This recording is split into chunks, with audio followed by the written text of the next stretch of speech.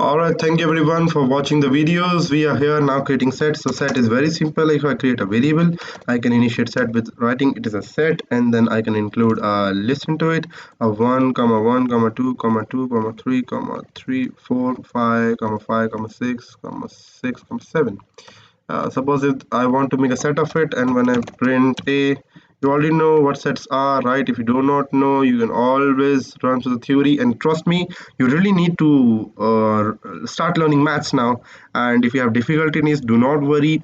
We are starting our own series on mathematics now. Very soon, maybe by the next week, I'll be uploading the complete probability, statistics, and maths required for becoming a data scientist. I am also pursuing my degree in post graduation in applied statistics. So yeah, I'll be sharing that part also, right? If you print this, this is what you will get. This is a set, right? You all are set on a very bright career to learning Python. Thank you everyone for sharing your love with me. Love you all.